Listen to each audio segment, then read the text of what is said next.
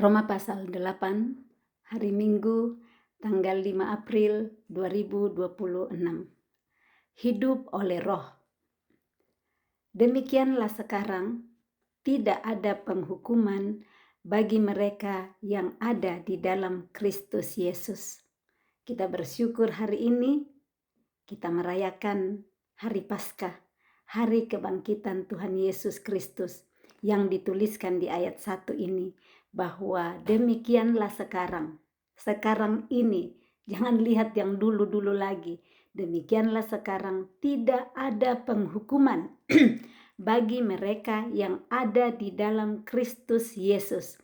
Ini terjemahan bahasa Indonesia. Ada terjemahan lain yang supaya kita lebih mengerti, saya bacakan dari terjemahan yang lain sebentar. Dari terjemahan di King James ya. Sebentar. Sudah cari. New King James Version. There is therefore now no condemnation to those who are in Christ Jesus, who don't walk according to the flesh, but according to the Spirit. Jadi ini lebih dijelaskan bagaimana itu yang namanya ada di dalam Kristus Yesus. Itu adalah siapa yang tidak berjalan lagi, tidak hidup lagi menurut flesh daging, tetapi menurut tuntunan Roh Kudus. Itu menurut New King James penjelasan yang lebih. Ada lagi penjelasan yang lebih gampang kita dapat di sini dari bahasa Indonesianya. Saya akan bacakan dari terjemahan sederhana Indonesia.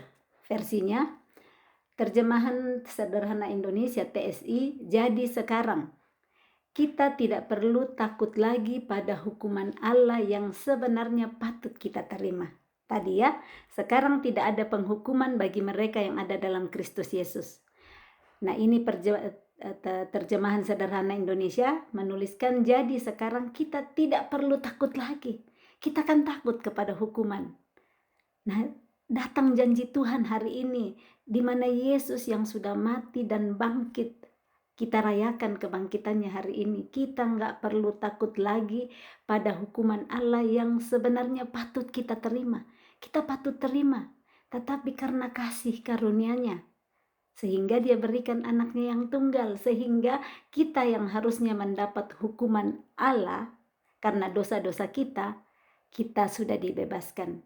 Sehingga datang firman Tuhan ini, kita tidak perlu takut lagi. Nah, kalau selama ini kita masih takut terus, hari ini kita terbebas dari ketakutan. Asal nanti ada di bawah, kita hidup menurut kehendak-Nya. Kita percaya kepada Dia, tetapi kita bagaimana percaya kepada Dia dengan hidup menuruti kehendak-Nya, seperti terjemahan New King James tadi.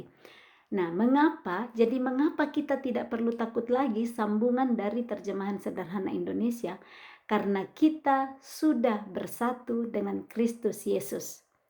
Yesus, saat kita terima Dia, kita dibaptis menerima Dia, kita bersatu dengan Kristus Yesus. Tapi kita perlu ngerti bersatu dengan Kristus Yesus itu bagaimana. Bersatu dengan Kristus Yesus, ada Roh Kudus yang terus menuntun kita di dalam diri kita. Bersatu dengan Kristus, kita mati bagi diri kita sendiri. Kita nggak hidup lagi sesuai dengan kehendak kita. Kita bersatu dengan Kristus Yesus artinya, bagiku, aku hidup untuk Kristus. Pikiran Kristus yang kita hidupi, perasaan Kristus yang kita hidupi, kehendak Kristus yang kita hidupi. Itu yang namanya sudah bersatu dengan Kristus. Jadi kita nggak usah takut lagi pada hukuman Allah. Tapi kalau kita bilang, saya menyatu dengan Kristus, saya udah satu dengan Kristus, saya percaya, saya orang beriman, tetapi kita masih terus melakukan apa yang kita pikir sendiri, apa yang kita pikir benar sendiri, apa yang menurut perasaan kita sendiri. Jadi ini bersatu dengan Kristus artinya melakukan sesuai dengan pikiran Kristus, sesuai dengan kehendak Kristus, sesuai dengan perasaan Kristus. Itu perlu kita terus kerjakan dari hari ke hari di dalam hidup kita.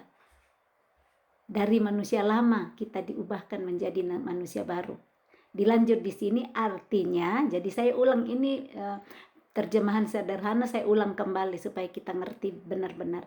Jadi sekarang kita tidak perlu takut lagi pada hukuman Allah yang sebenarnya patut kita terima. Mengapa? Karena kita sudah bersatu dengan Kristus Yesus. Apa artinya kita menyatu dengan Kristus Yesus? Artinya kita tidak lagi hidup menuruti naluri yang berdosa, tetapi taat kepada pimpinan Roh Allah. Ini keseluruhan lengkap ayat 1 dari terjemahan sederhana Indonesia. Artinya bersatu dengan Kristus Yesus, kita tidak lagi. Artinya kita kan dulu hidup menuruti naluri berdosa kita. Mau marah-marah, mau sembur-semburkan jengkel keluar semua, mau gosip-gosip, mau bikin semua itu. Kita hidup menuruti naluri yang berdosa. Tapi hari ini, di hari kebangkitan Tuhan Yesus, firman Tuhan datang mengajari kita. Kita sudah bersatu dengan Kristus Yesus. Sadari itu supaya naluri kita yang berdosa nggak tuntun lagi kita untuk hidup seperti yang kita pikir. Mau teriak-teriak, mau kata-katain suami, mau kata-katain anak, mau katain musuh apapun. Jangan lagi kita hidup di sana. Jangan lagi hidup menuruti naluri yang berdosa, tetapi taat kepada pimpinan Roh Allah. Kita perlu hidup dituntun oleh Roh Allah, Roh Elohim. Kalau kita mau terbuka untuk dituntun oleh Roh Elohim, kita akan hidup menyatu bersatu dengan Kristus. Bagaimana untuk itu? Anugerahnya ada, Dia yang mampukan kita. Saat kita terima Dia memerintah atas seluruh hidup kita, kita mau berkata, aku taat melakukan kehendak-Mu. Roh Kudus yang diam di dalam kita saat kita terima Yesus, mendeklarasikan, mengakui aku terima Yesus, mengundang Yesus berkuasa, memerintah atas hidupku. Maka Roh Kudus otomatis menjadi partner dengan kita yang akan menuntun kita untuk hidup menuruti kehendak Kristus, pikiran Kristus, dan bukan lagi kehendak naluri kita yang berdosa. Kita bersyukur hari ini dibukakan firman yang luar biasa, supaya kita tidak perlu takut lagi pada hukuman Allah. Kita hidup merdeka, semerdeka-merdekanya. Yohanes 8 ayat 32 berkata, kamu akan mengetahui kebenaran dan kebenaran itu memerdekakan kamu. Hari ini mari perkatakan, saya merdeka karena Yesus yang sudah mati bagi saya, Yesus yang sudah bangkit bagi saya dimerdekakan. Saya merdeka yang tertipu selama ini.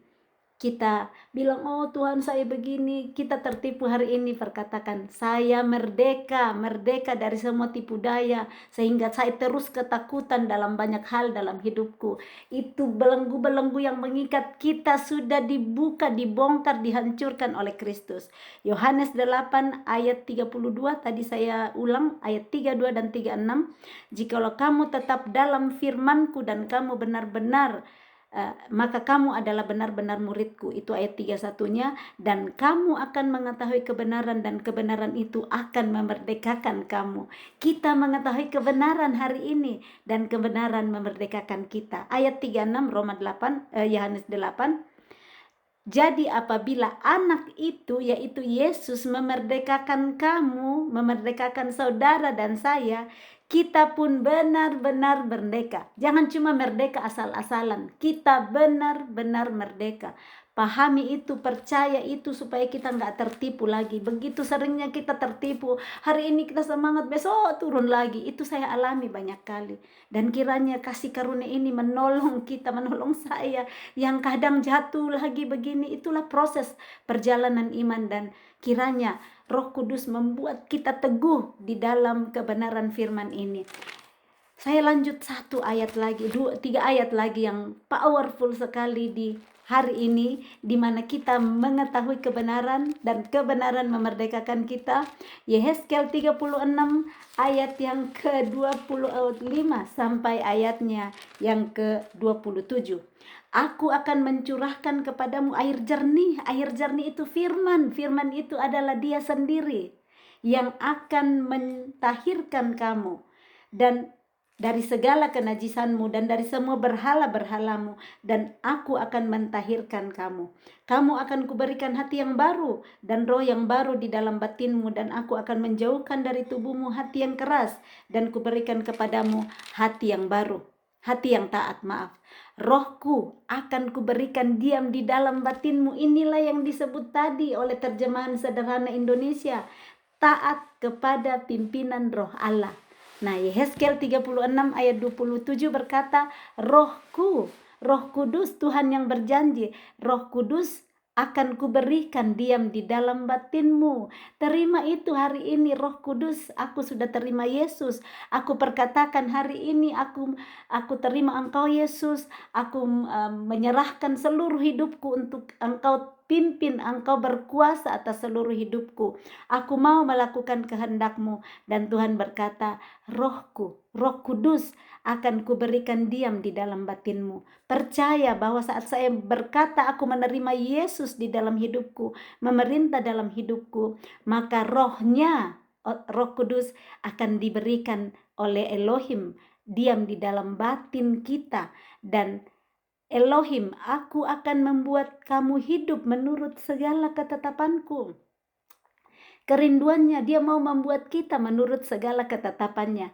Tapi dia nggak paksa kita. Ada kehendak bebas dari kita. Maukah saya untuk hidup menurut segala ketetapannya? Kasih karunia sudah ada. Dia pasti mampukan. Ini janjinya. Aku akan membuat kamu hidup menurut segala ketetapanku. Nggak cuma satu ketetapannya. Segala ketetapannya. Dan tetap berpegang pada peraturan-peraturanku dan melakukannya. Artinya kita bisa sekali nggak tetap berpegang kepada peraturannya. Kalau kita pilih kehidupan kita sendiri. Kita pilih dituntun oleh naluri yang berdosa. Hari ini mari serahkan benar-benar untuk ditaklukkan segala pikiran kita, supaya kita dengan kasih karunia-Nya, Dia membuat kita hidup menurut segala ketetapannya dan tetap berpegang pada peraturan-peraturannya dan melakukannya. Amin. Ya, kita lanjut. Bebas hari ini. Kita benar-benar merdeka karena anak, yaitu Yesus sudah memerdekakan kita. Ayat 2, Roh yang memberi hidup telah memerdekakan kamu dalam Kristus dari hukum dosa dan hukum maut. Roh Kudus yang memberi hidup sudah memerdekakan kita. Roh Kudus yang sekarang ada bersama kita, menemani kita 24 jam. Yesus sudah kembali ke surga sampai waktunya Dia datang lagi. Tetapi Roh Kudusnya ada bersama dengan kita. Ayat 3, sebab apa yang tidak mungkin dilakukan hukum Taurat karena tak berdaya oleh daging, telah dilakukan oleh Allah dengan jalan mengutus anaknya sendiri dalam daging, yang serupa dengan daging yang dikuasai dosa. Karena dosa, ia telah menjatuhkan hukuman atas dosa di dalam daging, supaya tuntutan hukum Taurat digenapi di dalam kita, yang tidak hidup menurut daging tetapi menurut roh. Sebab mereka yang hidup menurut daging memikirkan hal-hal yang dari daging. Mereka yang hidup menurut roh memikirkan hal-hal yang dari roh. Amin. Pikirkan terus. Kalau cuma pikir daging, pikir makan, pikir uang, pikir baju-baju, pikir rumah, pikir mobil, pikir ngopi-ngopi, pikir apa saja, itu maka kita akan hidup terus dari apa yang kita pikirkan. Makanya mari kita terus berpikir seperti Kristus. Berpikir hari ini, Kristus apa yang engkau mau? Minta terus, isi terus hati kita dengan pikiran Kristus. Melalui apa? Melalui firman-Nya. Karena firman-Nya adalah Dia sendiri. Mari kita hidup menurut roh, memikirkan hal-hal yang dari roh. Dimulai dengan memikirkan hal-hal yang dari roh. Ganti semua yang dulu yang kita cuma pikirkan dari daging, supaya setiap hari kita akan hidup kepada dari pimpinan roh Elohim. Kita akan hidup sesuai dengan apa yang Dia tunjukkan. Kemauan kita ada, tetapi kita bisa takluk kepada pikiran yang daripada roh, yaitu Kristus sendiri. Tapi itu perlu sangkal diri, karena kalau nggak sangkal diri, nggak rendah hati, kita akan pertahankan kebenaran kita sendiri. Amsal 21 ayat 2 dan Amsal 16 ayat 2 mengatakan, segala jalan orang adalah benar, adalah lurus menurut pandangannya sendiri, tetapi Tuhanlah yang menguji hati. Tuhan ikuti apa yang roh Tuhan tuntun, itu pasti kita nggak akan jatuh di dalam lubang. Mungkin sakit karena kehendak kita nggak lakukan. Saya mau keluarin kata-kata yang menjengkelkan, tapi taruh resleting tutup, tarik resleting penutup, biar yang mulutku ini yang selama ini bocor terus, sekarang tidak bocor lagi, tetapi manis di depan Kristus karena menuruti rohnya. Ayat 8, karena keinginan daging adalah maut. Wow, keinginan daging adalah maut. Saat kita sadar ini, kita nggak akan mau lagi ngikutin keinginan daging. Tetapi keinginan roh adalah hidup dan damai sejahtera. Luar biasa, keinginan roh adalah hidup dan damai sejahtera. Sebab keinginan daging adalah perseteruan terhadap Allah. Karena ia tidak takluk kepada hukum Allah, hal ini memang tidak mungkin baginya. Mereka yang hidup dalam daging tidak mungkin berkenan kepada Allah. Yang melakukan keinginan daging itu, dia tidak takluk kepada perintah Tuhan. Makanya taklukkan, mari taklukkan, perkatakan setiap hari, aku mau taklukkan keinginanku kepada keinginan Kristus, kepada keinginan roh. Aku mau taklukkan, aku tawan segala keinginanku, pikiranku, dan taklukkan kepada keinginan Kristus, kepada keinginan roh. Karena mereka yang hidup dalam daging tidak mungkin berkenan kepada Allah. Ini kita nggak mungkin berkenan kepada Allah kalau kita hidup dalam daging. Ayat 9, tetapi kamu tidak hidup dalam daging, melainkan dalam roh. Jika memang roh Allah diam di dalam kamu. Tetapi jika orang tidak memiliki roh Kristus, ia bukan milik Kristus. Tetapi jika Kristus ada di dalam kamu, maka tubuh memang mati karena dosa, tetapi roh adalah kehidupan oleh karena kebenaran. Dan jika roh Dia yang telah membangkitkan Yesus dari antara orang mati diam di dalam kamu, maka Ia yang telah membangkitkan Kristus Yesus dari antara orang mati akan menghidupkan juga tubuhmu yang fana itu oleh rohnya yang diam di dalam kamu. Yesus yang sudah dibangkitkan oleh roh Elohim yang ada di dalam diri kita hari ini, Dia akan membangkitkan juga, menghidupkan juga yang mati dalam hidup kita. Apa yang mati dalam hidup kita selama ini, percaya dengan kuasa kebangkitan. Hari ini Dia bangkitkan kembali. Mungkin semangat kita yang sudah mati, harapan kita sudah mati, nggak melihat lagi terang di depan kita. Hari ini Tuhan datang berkata, ada kebangkitan di dalam kehidupan kita. Yang kita sudah lihat seperti tulang-tulang kering yang Yehezkiel lihat, sanggup Tuhan hidupkan dan bangkitkan kembali.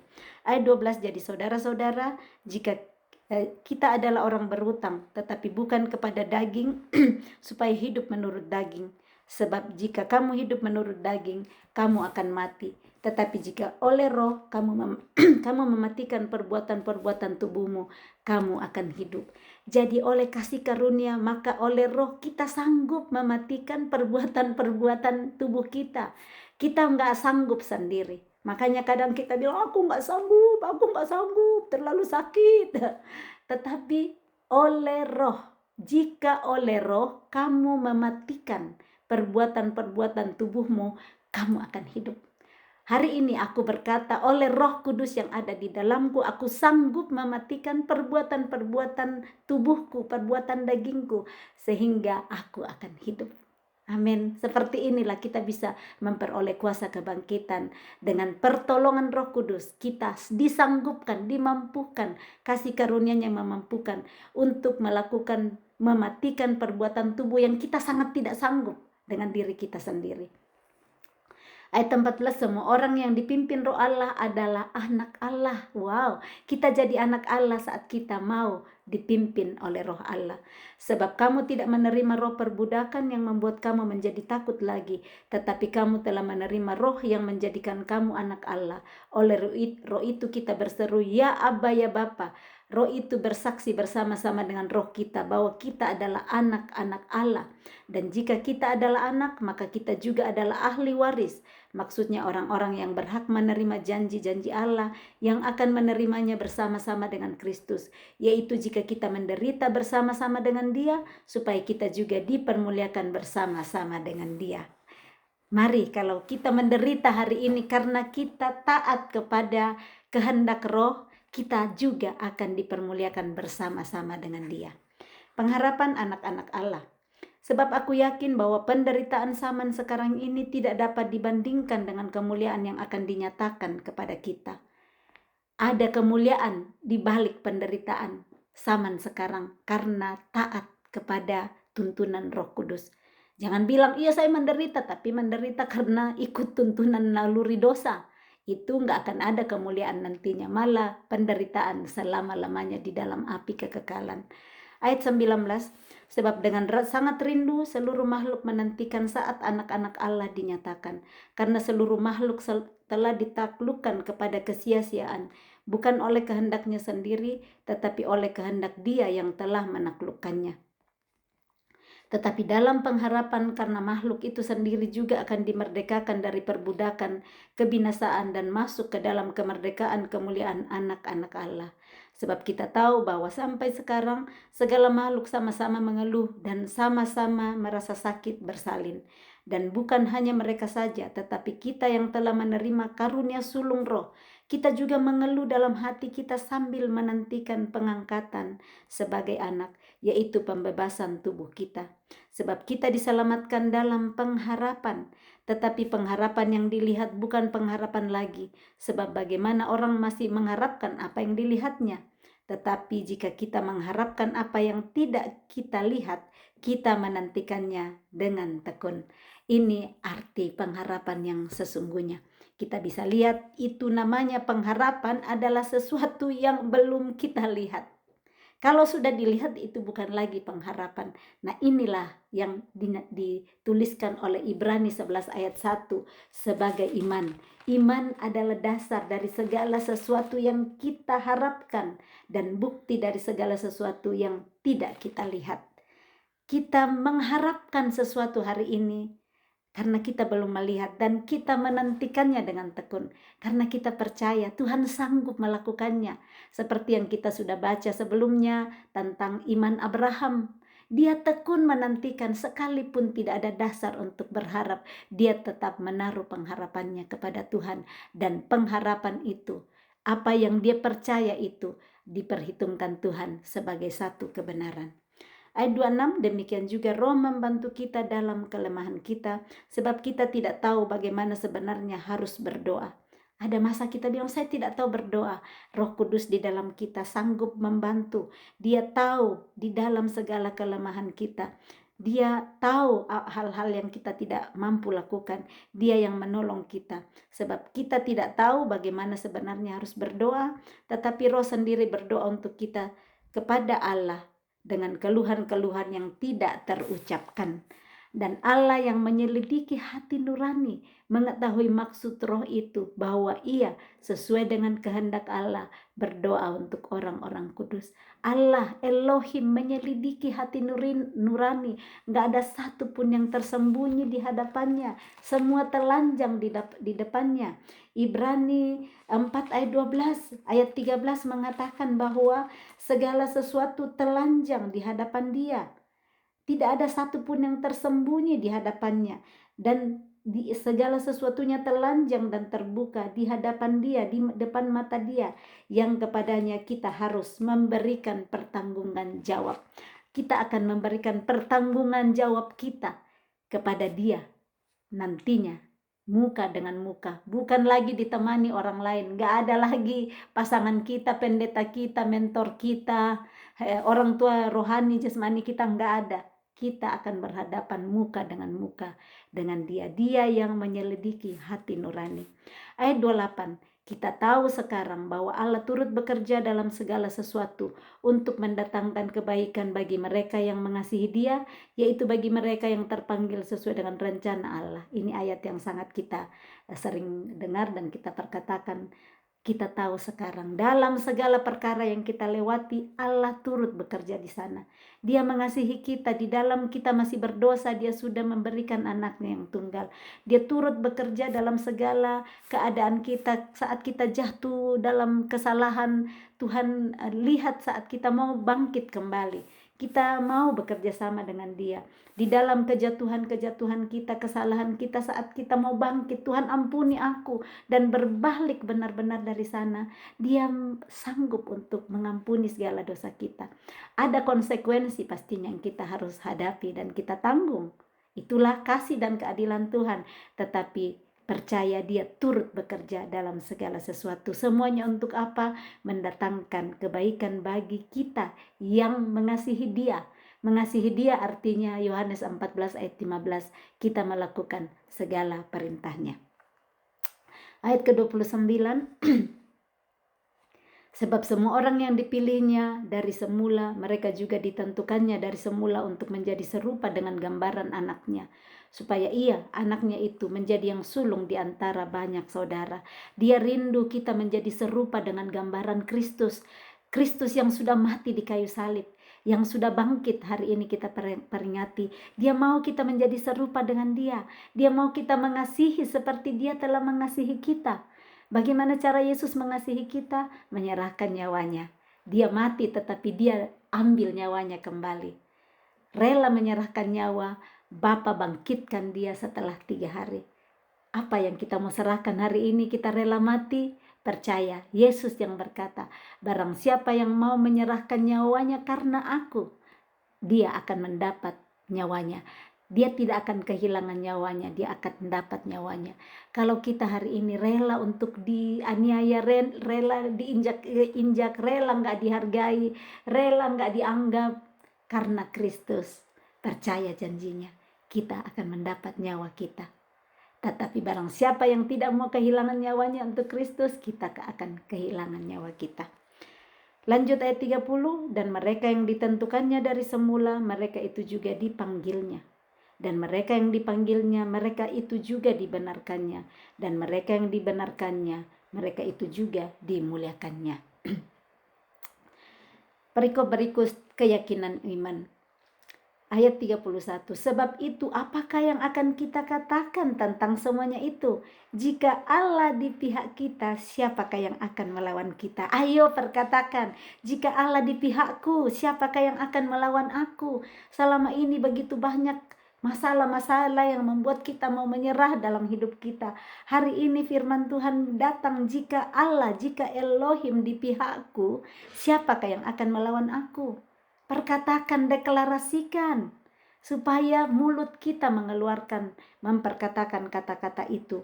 Tidak ada yang bisa melawan kita saat Allah di pihak kita. Maksudnya, Allah di pihak kita, kita lakukan kehendaknya, kita menuruti perintahnya, maka Dia akan ada di pihak kita. Enggak ada yang bisa lawan kita. Ia yang tidak menyayangkan anaknya sendiri, tetapi yang menyerahkannya bagi kita semua, bagaimanakah mungkin Ia tidak mengaruniakan segala sesuatu kepada kita bersama-sama dengan Dia? Coba lihat betapa kasihnya kepada kita. Dia enggak menyayangkan anaknya yang tunggal, Dia serahkan kepada kita. Bagaimana mungkin Dia tidak akan mengaruniakan segala sesuatu kepada kita? Kita butuh apa untuk kita dekat kepada Dia, Dia siapkan semua. Nah, jangan keraskan hati kita hari ini. Saat kita dengar suaranya, jangan keraskan hatimu. Karena Dia sudah karuniakan segala sesuatu kepada kita, supaya kita terus bersama-sama dengan Dia.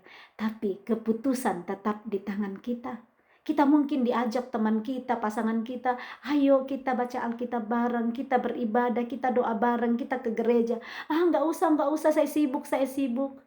Hari ini, kalau engkau mendengar suaranya, jangan keraskan hati. Berikan waktu kepada Dia. Karunia-Nya sudah ada, waktu diberikan 24 jam sehari. Apakah saya mau ambil 1 jam aja dari waktu itu untuk mendekat kepada Dia, untuk mencari kehendaknya, untuk intim dengan Dia? Siapakah yang akan menggugat orang-orang pilihan Allah? Allah yang membenarkan mereka. Siapakah yang akan menghukum mereka? Kristus Yesus yang telah mati, bahkan lebih lagi yang telah bangkit hari ini. Pembacaan kita pas banget, seperti waktu kematian kita baca Roma 6, hari ini kita baca tentang kebangkitan, bagaimana itu kasihnya Yesus. Kita baca dari waktu ke waktu, satu pasal pas kebangkitan. Dibacakan juga di Roma 8 tentang kebangkitan. Luar biasa, terima kasih Roh Kudus yang menuntun kami dari hari ke hari membaca firman-Mu. Ayat 3:4, Kristus Yesus yang telah mati, bahkan lebih lagi, yang telah bangkit, yang juga duduk di sebelah kanan Allah, yang malah menjadi pembela bagi kita. Dialah pembela kita. Jangan bela-bela diri sendiri, jangan sibuk membela orang lain. Tuhan Yesuslah pembela kita. Serahkan hidup kita kepadanya, percaya kepadanya. Dia yang akan bertindak, dia akan membela kita tepat waktu dengan caranya sendiri. Siapakah yang akan memisahkan kita dari kasih Kristus? Penindasan atau kesesakan, atau penganiayaan, atau kelaparan, atau ketelanjangan, atau bahaya, atau pedang? Seperti ada tertulis, oleh karena engkau kami ada dalam bahaya maut sepanjang hari. Kami telah dianggap sebagai domba-domba sembelihan. Tetapi dalam semuanya itu, kita lebih daripada orang-orang yang menang oleh Dia yang telah mengasihi kita. Paulus yang sudah melewati semua itu sehingga dia berani katakan, siapakah yang akan memisahkan kita dari kasih Kristus? Penindasankah, kesesakankah, penganiayaankah, kelaparankah, ketelanjangankah, bahayakah? Tidak ada yang bisa memisahkan kita. Itu Paulus sudah alami sehingga dia berani tuliskan kitab ini kepada jemaat di Roma. Dia berani berkata, dalam semuanya itu kita lebih daripada orang-orang yang menang oleh Dia yang telah mengasihi kita. Kita menjadi umat yang lebih daripada pemenang karena oleh Dia yang telah mengasihi kita, bukan kekuatan kita sendiri, bukan usaha kita sendiri.